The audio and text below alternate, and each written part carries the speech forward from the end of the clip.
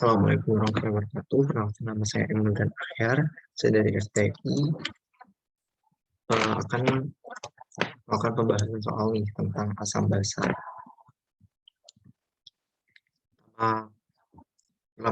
Berlama-lama lagi, langsung aja kita masuk ke soal yang pertama. Di sini saya ambil dari soal UTS Kimia A tahun 2014. Itu nulis sebenarnya bukan soal asam basa Lewis aja ya. Ini ada asam basa. Ini tentang teori asam basa, dimana kita bisa ini yang A ini dia tuh tentang asam basa konjugasi. Maksudnya dia tuh menggunakan prinsip uh, siapa yang menjadi donor proton dan siapa yang menjadi akseptor proton. Kalau kita ngomongin tentang donor proton atau H+, itu dia akan bersifat sebagai asam, sedangkan yang akseptor proton atau H+, dia bersifat sebagai basa. Itu dinamakan dengan konsep asam basa bronze chloride.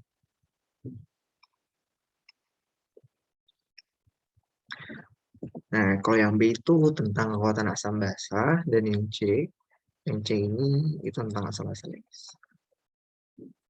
Jadi kita bahas untuk soal yang teori asam basa ini. Jadi kita menentukan hubungan dengan suatu senyawa yang bersifat asam atau basa bersifatnya. Yang A, tuliskan pasangan asam basa konjugasi dalam setiap reaksi di bawah ini. Perkirakan juga arah reaksinya. Ini untuk yang A. Untuk yang poin I, kan ininya seperti ini. Saya tulis ulang terlebih dahulu.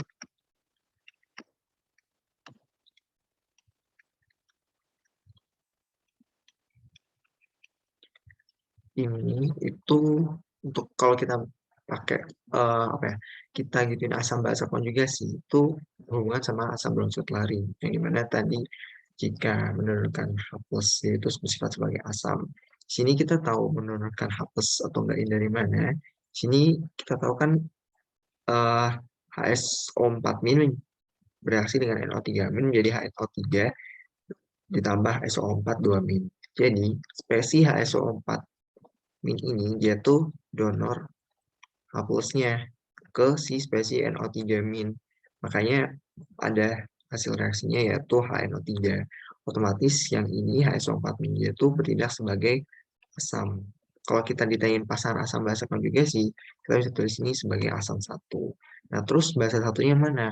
Basa 1 adalah spesi di sisi yang lainnya yang telah di ini apa namanya? Kehilangan atom H-nya, yaitu kalau di sini kan HSO4-. Berarti karena H-nya itu didonorkan, maka menjadi SO4 2-. Maka ini bertindak sebagai basa 1. Lalu NO3- itu adalah sebagai basa 2, dan ini sebagai asam 2. Karena tadi si ini ya NO3- dia tuh akseptor protonnya atau akseptor H+. Lalu untuk menentukan arah reaksinya ini kemana, ini kan keseimbangan ya. Nah, kita bisa tahu dari spesi asam yang cenderung lebih mudah mendonorkan H+-nya. Nah, itu bisa dapat dari mana? Nah, seperti yang kita tahu, kalau HSO4- ini, dia tuh apa ya? Kita bisa langsung aja sebenarnya tahu dari tabel ini, yaitu tabel kekuatan relatif. Nah, di sini kan ada HNO3 yang bertindak sebagai asam dan HSO4- juga bertindak sebagai asam kan. Nah, NO3 kan ada di posisi ini, sedangkan HSO4- posisi ini, otomatis yang lebih asam tuh HNO3.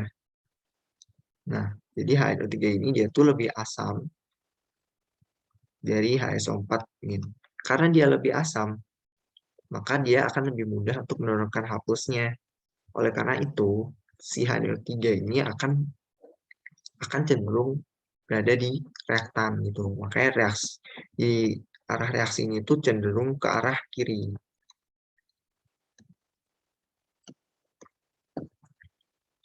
Untuk yang poin 2 gimana? Nah, sebenarnya untuk yang poin 2 tuh nggak jauh beda ya sama yang poin yang satu.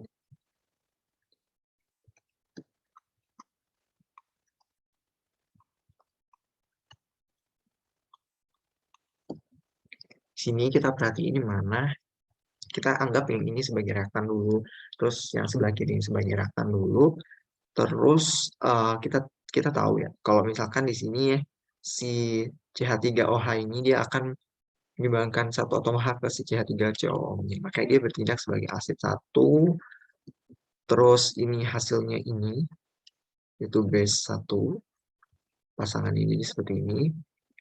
Ini berarti basa karena dia aksetor proton yang tadi dari CH3OH, basa 2, sorry. Yang ini asid 2. Nah, cenderung dari mana? Nah, kita kan tahu yang ada di asam tuh CH3OH sama CH3COOH. Yang mana sih yang lebih asam? eh, ini bisa kita pakai. Yang pertama ada teori kekuatan, yaitu di sini kita lihat di CH3COH itu atom O-nya tuh lebih banyak, sedangkan CH3OH cuma satu kan. Makanya yang lebih asam itu si CH3COOH. Karena kekuatan asam jika ada suatu spesies seperti ini atau ini tuh sama aja kayak apa ya, organik. Organik itu pertama bisa dilihat dari kekuatan elektron negatif, sama kita lihat lebih banyak atom O, karena di sini lebih banyak yang cuka atau CH3COH, maka dia lebih asam daripada si CH3OH. Makanya reaksi cenderung ke arah kiri. Untuk yang poin 3 yaitu NH3 bereaksi dengan H2PO4- menghasilkan NH4 plus dan HPO4 2-. Sini sama kayak tadi, yang mendonorkan di sini adalah H2PO4-. Ini sebagai asid satu, berarti berdasarkan jurusinya yang ini berarti base 2, basa 2, dan ini asid 2. Untuk ini reaksinya bergerak ke arah kanan, cenderung ke arah kanan karena si NH si eh, si NH3 di sini itu lebih basa dari HPO4- atau dalam kata lain si H2PO4 ini itu adalah asam asam kuatnya daripada NH4 plus. Jadi ini lebih lemah. Maksudnya ini saya tulis kuat dan lemah membandingkan antara dua ini ya. Karena kenapa? Karena kalau misalkan kita dapat si asam itu dari basa yang kuat, itu pasti dia berubahnya jadi asam lemah. Jadi NH3 itu dia itu basa kuat. Nah, setelah bereaksi itu kan dia bertindak sebagai aseptron proton, maka menjadi NH4 plus. Nah, NH4 plus ini adalah suatu spesies asam untuk reaksi ini ya.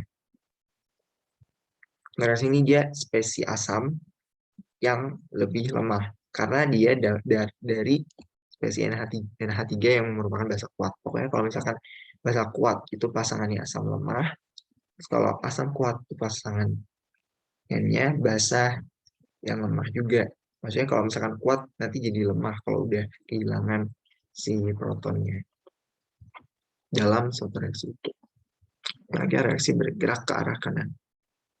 Lalu untuk yang B, tuliskan spesies manakah yang lebih asam di antara pasangan senyawa di bawah ini.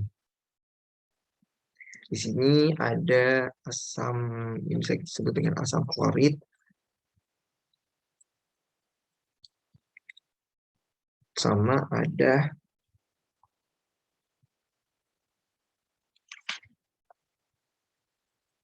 asam hipobromik. Nah, ini kita bisa lihat pada asam klorik ini, dia tuh ada ikatan rangkap dua gitu antara Cl sama O. Nah, ikatan ikatan yang ini tuh dia tuh punya fungsi untuk menstabilkan anion yang terbentuk melalui sebuah resonansi.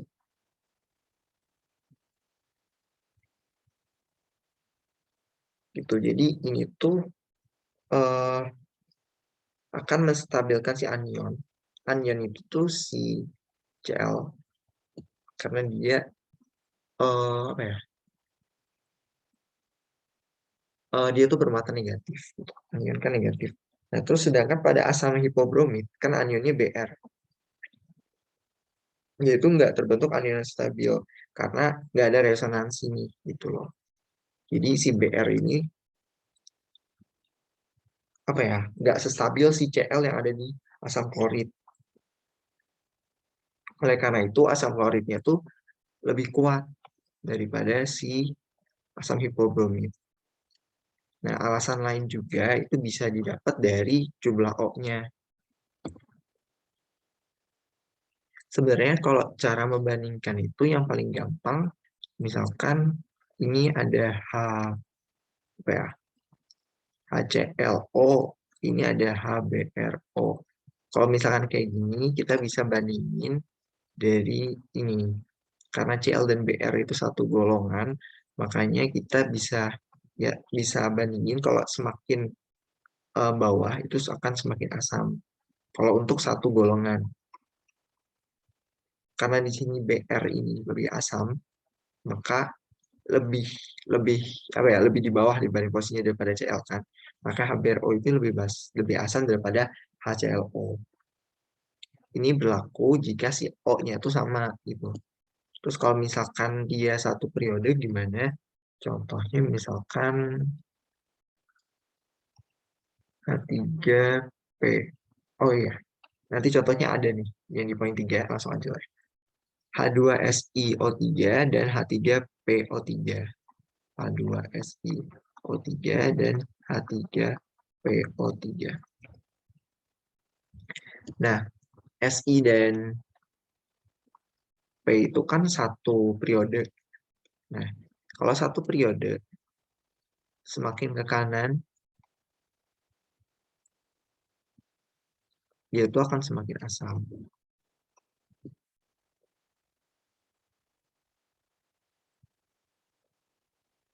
Karena karena kenapa semakin asam? Karena eh, si P ini kan lebih kanan daripada Si. Yaitu lebih elektronegatif gitu. Sesuai dengan keelektronegatifan pada tabel periodik kan cenderungan semakin kanan itu semakin asam. Maka si P ini lebih elektronegatif dari Si. Nah, kalau si P ini lebih elektronegatif daripada Si, berarti kekuatan untuk mengikat apa ya, si ikatan OH. Kan di sini ada OH ya, ada H sama O. Kalau misalkan nanti dibikin kayak apa ya, struktur kayak yang poin poin 2 ini, dia tuh ada suatu gus OH. Yang mana kalau misalkan di situ ada suatu spesies yang elektronegatif tinggi, maka kemampuan untuk melepas ikatan si OH itu akan semakin besar. Makanya karena si P ini lebih relatif dari Si, maka si OH pada H3PO3 ini akan lebih mudah untuk kelepas gitu loh. Karena si P kan elektronegatif, dia bakal cenderung buat menarik elektron bebas yang ada di si O pada ikatan OH itu. Makanya di sini si H3PO3 karena dia lebih mudah untuk melepas si ikatan OH, otomatis dia kan lebih mudah buat donorin si H-nya itu kan. Makanya si H3PO3 itu asam. Terus yang poin 2 sempat apa ya sempat kita tadi ke poin 3 dulu, yang poin 2 ini kita bisa lihat dari spesies elektronegatif yang tinggi. Kan kita tahu F itu Kalau nggak salah ya, kalau nggak salah itu F itu elektronegatifnya itu paling tinggi gitu loh, karena dia paling kanan dan pojok gitu. Nah, ini bisa kita analisis dari si F ini, yaitu dengan cara kita bandingin dengan gus karboksil. Ini gus karboksil yaitu COOH, yang mana kalau yang senyawa kiri ini, dia kan lebih jauh daripada yang senyawa kanan kan. Makanya yang senyawa kanan ini bakal lebih mudah untuk berikatan dengan atom O yang ada di sini, yang dengan gugus karbosil ini. Sehingga kan F ini elektronegatif, dia akan cenderung untuk menarik elektronnya itu tinggi gitu loh. Makanya si H ini, yang ada di ikatan OH ini, akan lebih mudah kelepas gitu daripada yang senyawa yang sebelah kiri. Makanya senyawa kanan ini lebih asam daripada senyawa yang kiri. Oke, lalu yang C, pada reaksi asam basa Lewis di bawah ini, tuliskan spesies yang bersifat asam dan spesies yang bersifat basa.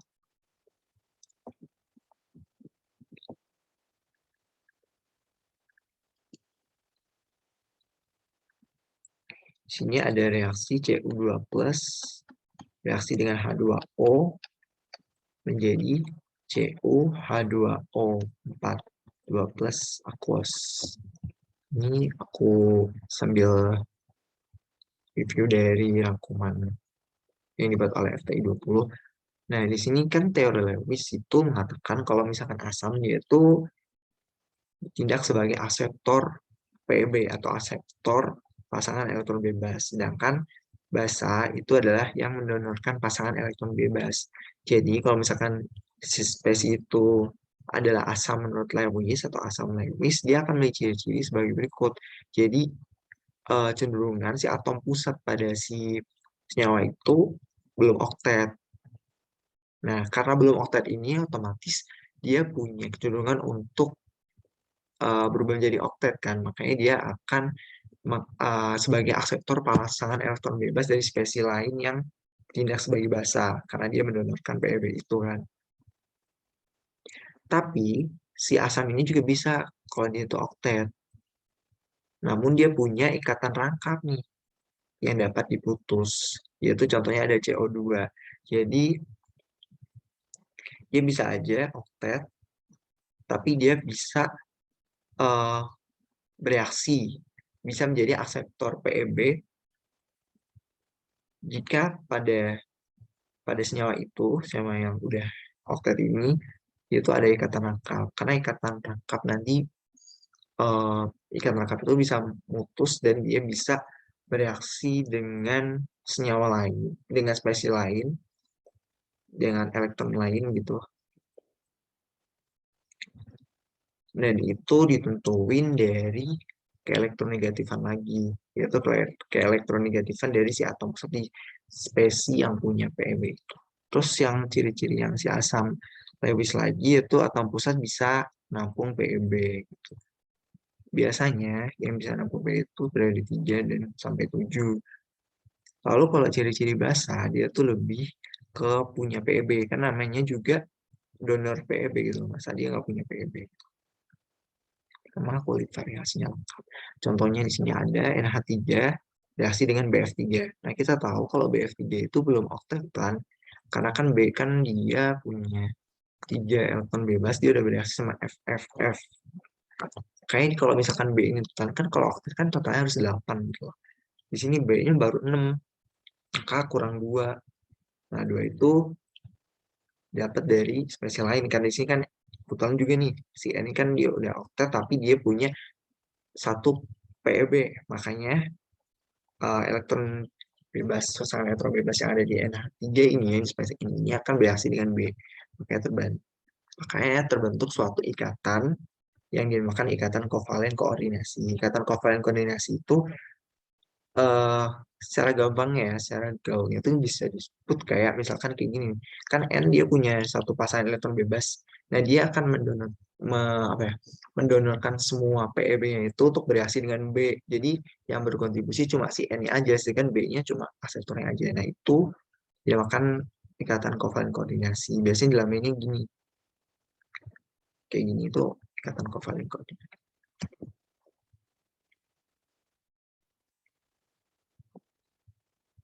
Nah, untuk yang poin I kan Cu2 plus ditambah H2O menjadi CuH2O 4 kali 2 plus. Nah, kita tahu kalau di sini si Cu2 plus akan bereaksi dengan H2O menjadi spesies yang ini kan. Nah, kita harus tahu kalau yang di ini, di Cu ini, Cu itu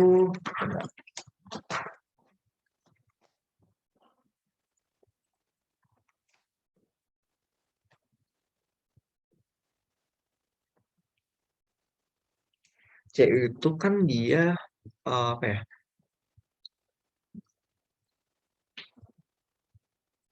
Kan Cu2 plus.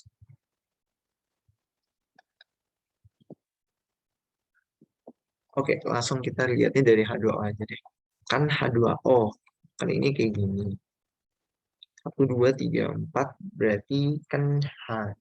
Kan O itu ada 6 ya, 4-nya. Jadi ada 2 pasangan elektron bebas gitu. Makanya, karena dia punya PEB, ada PEB gitu. Jadi kita bisa nyimpulin nih kalau ini si asam. Otomatis si ini bakal jadi, eh sorry,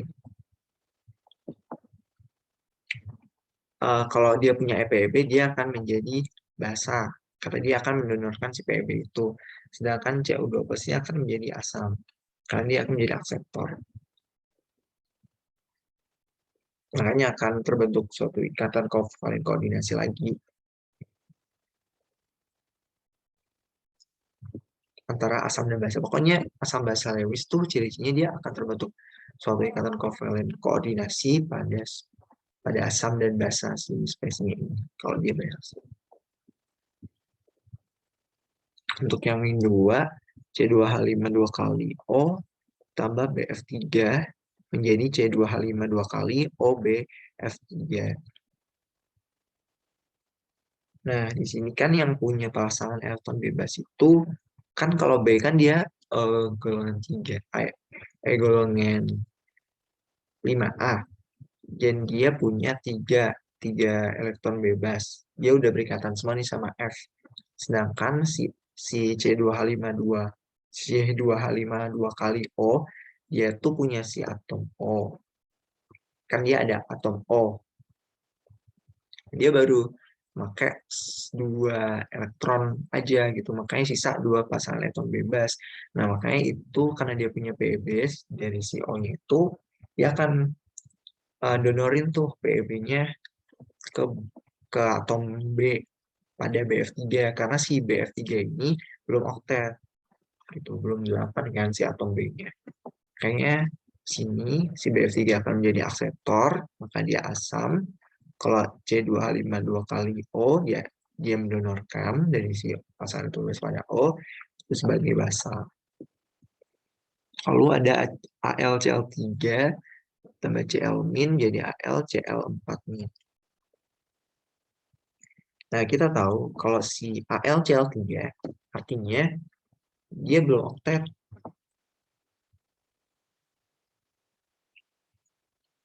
Oleh karena itu, karena dia belum oktet, dia harus dia jika ingin bereaksi dengan Kelvin, dia akan membentuk oktet, harus membentuk oktet kan.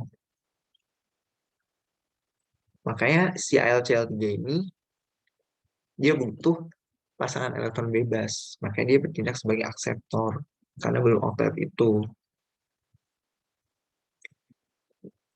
Oleh karena itu di sini AlCl3 karena akseptor dia bertindak sebagai asam, Cl- yang mendonorkan pasangan elektron itu akan bertindak sebagai basa. Itu untuk yang nomor pertama.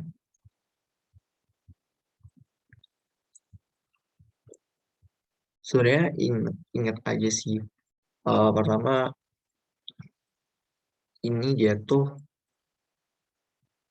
kan ada 3 ya, ada 3 teori asam basa ya, ada 3. Yang pertama Arrhenius, terus yang kedua ada Bronsted-Lowry, sama yang ketiga itu ada Lewis. Kalau Arrhenius kan dia tuh cuma sebatas suatu spesies yang bereaksi dengan air gitu. Kalau misalkan dia menghasilkan H+1H3O+, maka dia sebagai asam kan.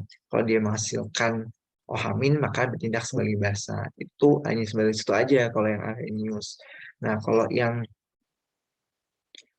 padahal jadi suatu reaksi asam basa itu nggak sebatas reaksi antara air. Contohnya tadi tuh ada belum ya tadi.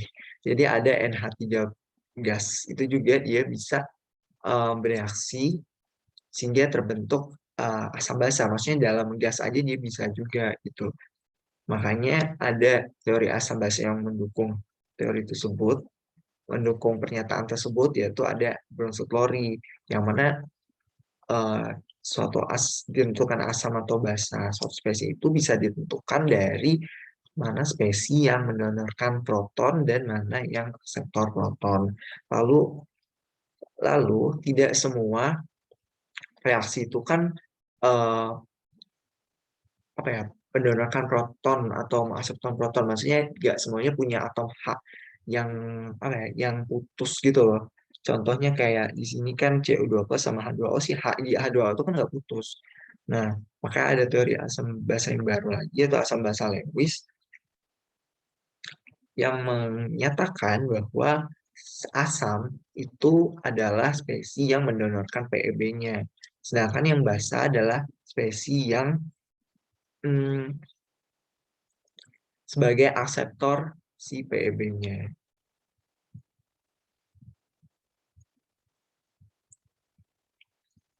Sepertinya tidak akan cukup. Oh, coba ya satu lagi. Lanjut, yang ini nomor 2, hidrazin N2H4 digunakan sebagai salah satu bahan bakar roket, merupakan basa lemah dengan nilai Kb2 yang sangat kecil.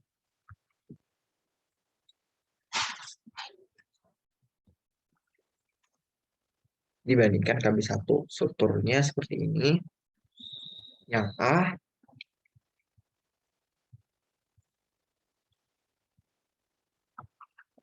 ditanyakan berdasarkan salah satu konsep asam basa yang Anda ketahui, jelaskan mengapa hidrazin bersifat basa. Kalau yang udah kita pelajari, di sini si hidrazin dia tuh punya PEB kan.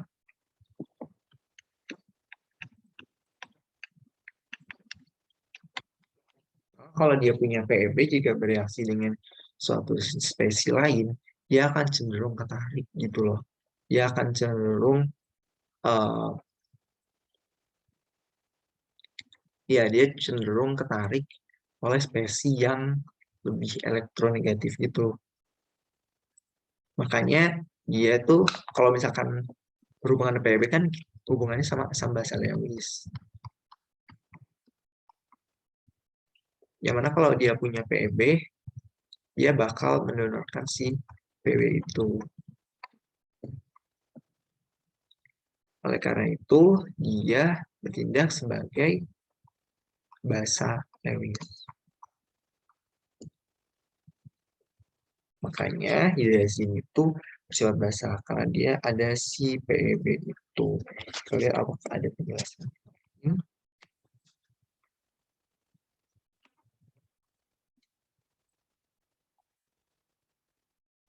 Ya benar, karena dia punya, karena si atom pusatnya si N ini kan dia punya sepasang elektron bebas gitu.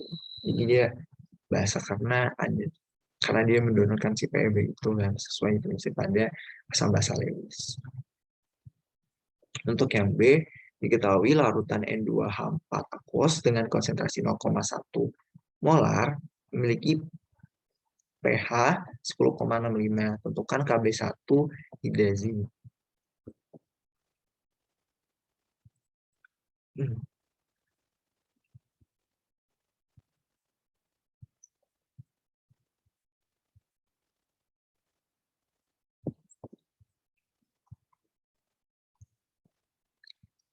Kita bisa nentuin dari kita reaksiin dengan air. Karena hidrazin ini di soal tulisannya basa lemah, makanya dia ada reaksi bolak-balik. ini bereaksi menghasilkan N2H5 plus ditambah OH-.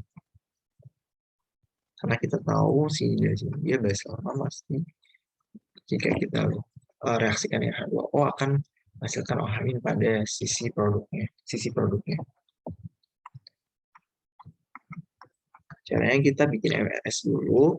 Di awal ada konsentrasi hidrazinnya 0,1. Nah, terus kita ketahui pH 10,65. Oh ya, kan ini hidrazin dia basah ya. Dan dia punya OH-.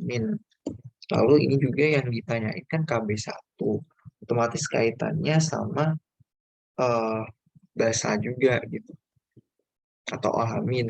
Nah, kita bisa ubah si pH ini menjadi POH.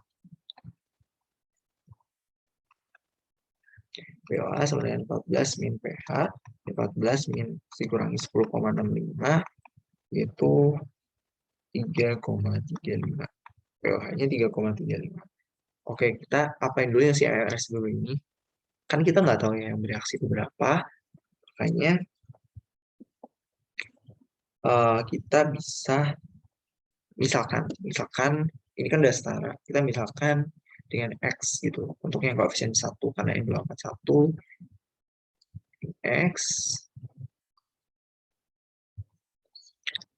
Lalu karena di sini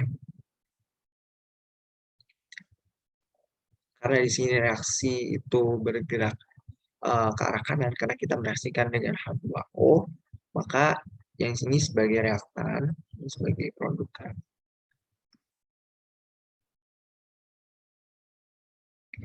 Sebenarnya H2O ini hanya sebagai pembantu sih sebenarnya. Kalau kayak gini juga kan kita nggak tahu ini ada berapa. Maksudnya ada suatu pembuktian juga sih kenapa sih air itu bisa molarnya bisa diabaikan gitu karena dia terlalu besar. Makanya kalau misalkan dalam kesetimbangan asam basa itu kesetimbangan apa molar saya di air itu jadi abaikan karena uh, ya karena lebih besar itu. Mungkin akan ada penjelasan lanjutan mungkin nanti saya akan jelaskan lagi. Nah, kita bisa nentuin KW1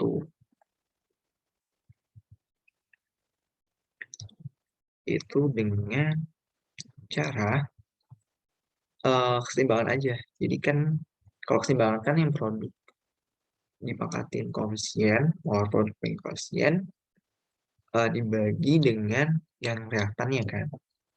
Dan kita perhatiin apa namanya spesinya itu fasenya apa. Nah ini aqueous, kan dia termasuk, dia udah masuk N2H5 plus OH- dibagi dengan N2H4. Terus kita masukin X kuadrat per 0,1 X. Kita tahu kalau si X ini adalah OH-. Ya kan? Konsentrasi OH pada saat setimbang. Nah, itu bisa kita cari, agar kita tahu KB1-nya berapa, kita bisa cari melalui ini nih, POH-nya kan 3,35. Berarti kita bisa nentuin OH- sama dengan 10 pangkat min POH. Kan POH itu kan sama dengan min log OH- gitu. Dengan apa ya, dengan sifat log kita bisa mencari si OH- itu dengan angkatan 10 pangkat min POH karena log itu ini base-nya 10.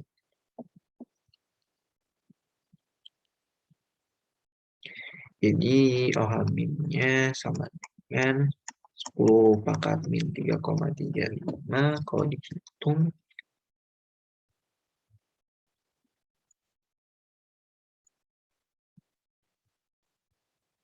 sekitar 4,467 kali 10 pangkat min 4 molar.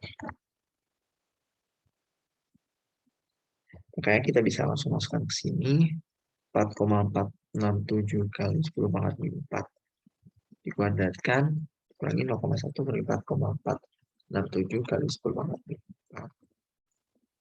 Nanti kita bisa dapat KB1-nya itu sekitar 2,004 kali 10 pangkat min 4.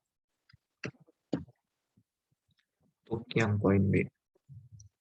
Lalu yang poin C, kita di laboratorium diminta untuk melakukan percobaan dengan larutan hidrazin yang dicampurkan dengan beberapa larutan lainnya.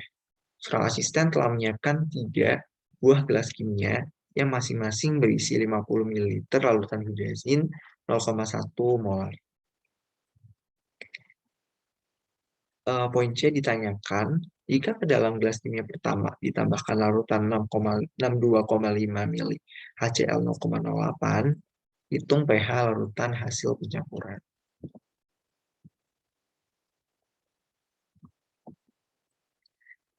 Jadi kan ini kita mereaksikan untuk yang poin C, N2H4 dengan HCl.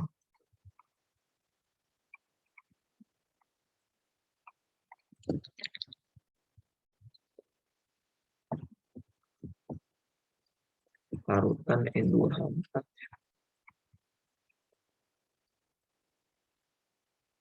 Nah, karena si hidrasinya ini basah, berarti basah lemah. Jadi ini reaksinya tetap bolak-balik. Dan hasil reaksinya seperti ini. Kita bisa nyari mol masing-masing spesies yang direakan dulu. Kita buat MRS. Ini masih pencampuran biasa. Jadi N2H4 itu kan 50 mili dan 0,1. Berarti mol kan M sama dengan N per V. Berarti N sama dengan M kali V. Jadi kaliin aja. 50 kali 0,1 itu 5. Karena ini molar. Dan ini mili. Kita gak apa-apa sih. Kita ini milimol. Gak apa-apa dengan syarat yang spesies lainnya juga jadi milimol semua gitu. 5 milimol. HCl-nya 0,08 dikali 62,5. Itu juga kalau dikaliin dapat si NaCl tuh sama 5 milimol.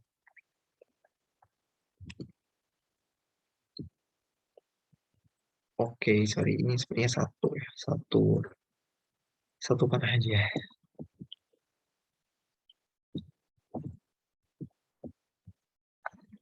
Karena si reaksi ini kita tahu bakal habis. Reaksi pembatasnya kan karena sama.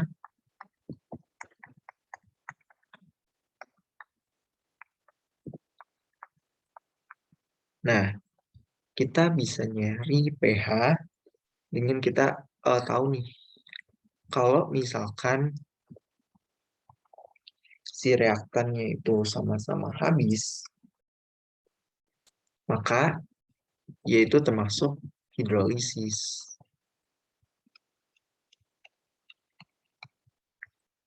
Kalau misalkan reaktannya itu sama-sama habis ya. Kalau misalkan nanti reaktannya sisa itu ada yang sisa, itu dia masuknya buffer gitu. Jadi itu ada suatu trik sendiri itu. Mungkin nanti akan ada kaitannya dengan poin selanjutnya. Kalau hidrolisis kan, oh ya kenapa kita ini H+? Karena di sini kan ini basa lemah. Dan ini asam kuat. Kuat berarti gampang reaksi, makanya ini pertama dia satu arah aja. Terus ini hidrolisis, kenapa? Karena hidrolisis dan kita nyanyi H+, karena di sini ada itu asamnya kuat. Sedangkan basanya basa lemah, otomatis secara apa ya? Secara hipotesis kita tahu bakal dia ini bakal asam gitu loh. Makanya kita nyarinya konsentrasi H+. Yaitu yang kalau misalnya kalian masih ingat yaitu KW per KB. Kalau hidrolisis tuh walaupun di asam ininya bukan Ka ya, dibaginya KB yang sebaliknya dari si senyawa garamnya. Di sini garamnya kan N2H5+.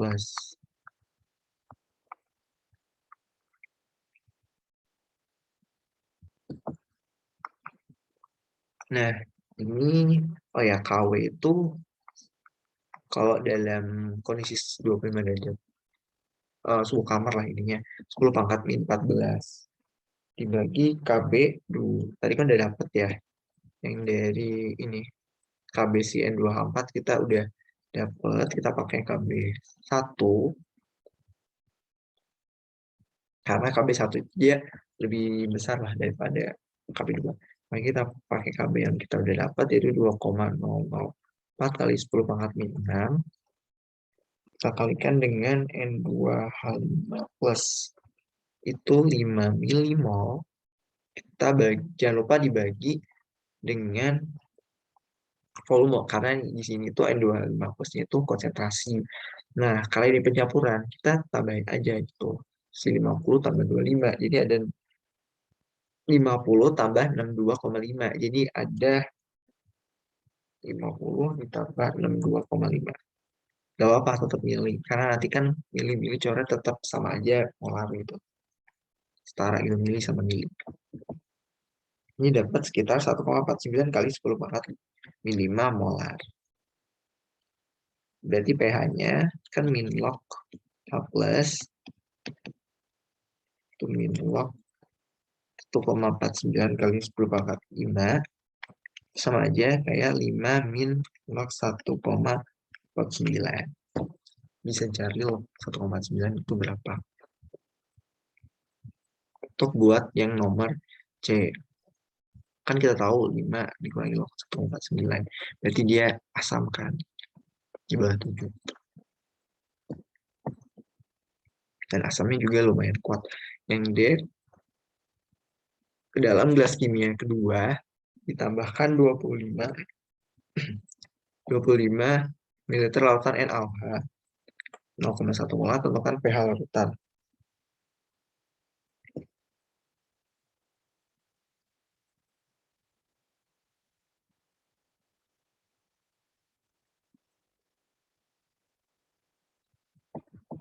Kalau di sini N2H4 direaksikan dengan NaOH. Nah, kita tahu kalau ini tuh sama-sama basa. Ini basa lemah. Ini kebalik. Ini basa kuat. NaOH, ini basa lemah.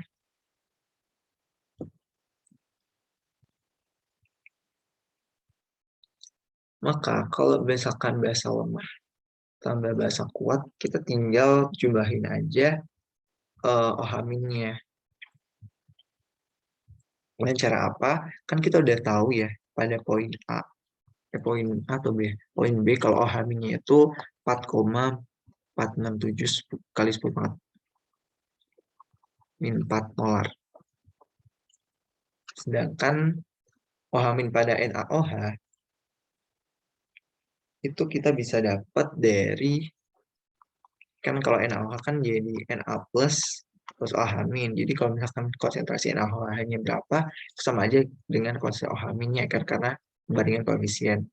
Berarti konsentrasi OH- si NaOH ini sama dengan molar kali volumenya, yaitu 25 ml kali 0,1, yaitu 2,5 milimol. Tapi ini masih molnya. Konsentrasinya apa? Konsentrasi OH- ini masih mol. Mol OH- dari NaOH. Karena kita dicampur, otomatis ini akan dibagi dengan oh ya sebelumnya kita bisa tahu ya di sini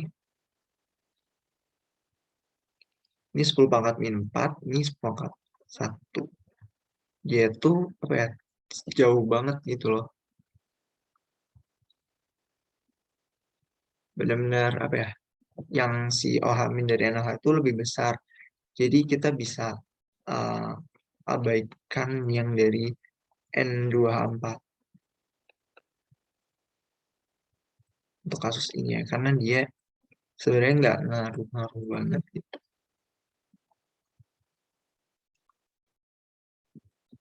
Makanya kita bisa langsung aja pakai yang 2,5 milimol dari si NaOH. Berarti konsentrasi OH-nya itu 2,5 milimol per volumenya 25 tambah 50, 75 ml. Jadi dapat sekitar 0,033 molar. Lalu kita langsung eh, kan yang ditanyain pH. Kan pH sama dengan 14 min pOH. Terus pOH itu sama dengan min log OH min. Berarti ini sama aja pH sama dengan 14 plus log OH min. Jadi pH itu sama dengan 14 ditambah log 0,033. Kalau udah dihitung dapat sekitar 12,523. Itu untuk yang D. Langsung yang E, sebenarnya ini yang poin terakhir. Ke dalam gelas kimia ketiga ditambahkan 50 ml air. Yang kasus yang ini ditambahin 50 ml air. Kalau misalkan ada penambahan air, itu identik sama pengenceran kan. Maka kan kalau pengenceran kan M1V1 sama dengan M2V2 kan. Berarti eh, kita bisa nyari si konsentrasi setelah ditambahin air itu, yaitu M2. Sebenarnya M1 kali V1 per V2. M1 itu kan si lautan hidrazinnya 0,1 molar. V1-nya 50 mili. Terus V2 ini adalah volume setelah penambahan air. Jadi bukan volume yang ditambahkan itu, kan ditambahin 50 ml. Jadi V2 bukan 50 ml itu, tapi volume total setelah ada penambahan air. Jadi 50 tambah 50 itu 100 ml. 2 0,05 molar. Maka kita bisa gunakan 0,05 molar ini N24 kan. Kita bisa nyari pH-nya. Jangan lupa si N2H4 ini itu basa lemah.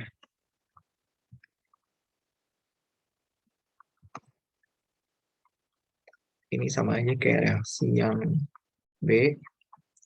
Ada reaksi bolak-balik karena basa lemah, dan ciri dari basa lemah juga dia yang bereaksi itu nggak semuanya gitu. Dan kita nggak tahu juga ini di sini nggak dikasih tahu kalau yang bereaksi berapa. Oke, kita misalin aja sama X. Dan sesuai dengan koefisiennya. Karena ini 1:1, jadi sama semua. X, X, X. 0,05 min X. X, X. Kita dapat KB1-nya dulu. Oke. Keseimbangan. Yang produk bagian reaktan. Nah, kan kita tahu ya, KB1 udah dicari. Oh ya, ini kan kita nyari OH min gitu loh. Dan kita tahu KB1 udah dicari pas pada poin B, yaitu 2,004 kali 10 pangkat min 6 ya. Pangkat min 6. Dengan N2H5, yaitu X. X wadah per 0,05 min X. Jadi kita nanti bisa dapat X.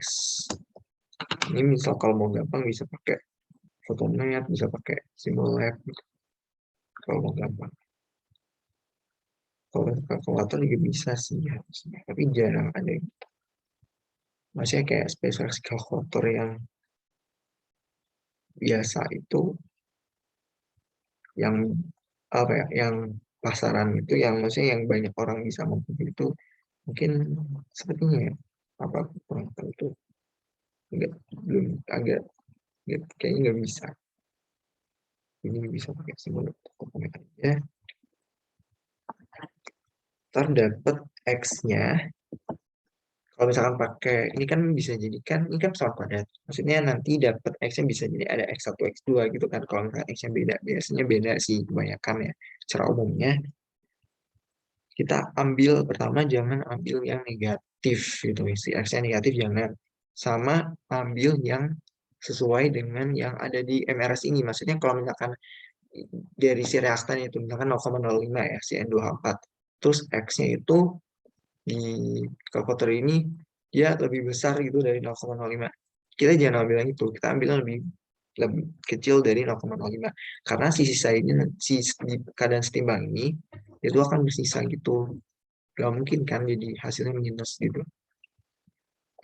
Tapi dapat X yaitu sekitar 0,00031. Maka si OH-nya itu sama dengan 0,0031. Kita bisa nyari pH. Ini sama kayak yang poin B.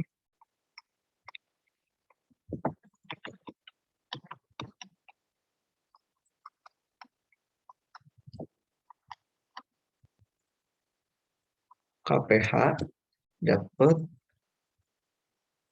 sebentar 14 ditambah log 0,0031.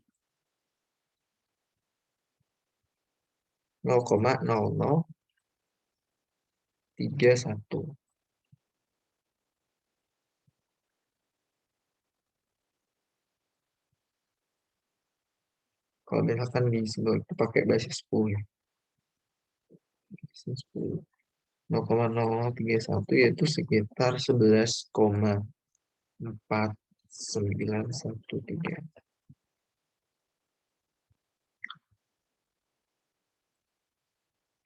Bentar, aku nggak ada yang salah itu.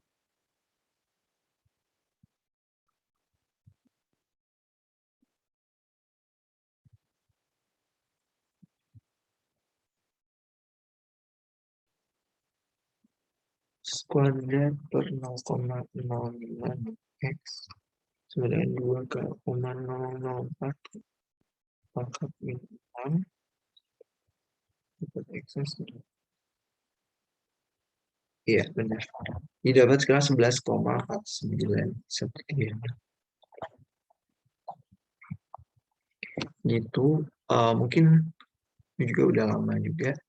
Mungkin yang hanya itu yang bisa aku tekan pada pembahasan soal kali ini. Video ini dibuat dalam rangka memenuhi salah satu tugas magang Catutor Asrama ITB tahun 2022. Mohon maaf apabila terdapat kesalahan kata dan maaf juga aku menjelasinnya semampuku. Maksudnya aku di sini juga masih pelajar, masih apa ya, mahasiswa, masih belajar gitu intinya. Kita sama-sama belajar. Jadi kalau misalkan ada saran atau apa, boleh banget komen atau kasih kasih saran gitu, kasih tanggapan juga boleh. Itu terima kasih. Wassalamualaikum warahmatullahi wabarakatuh.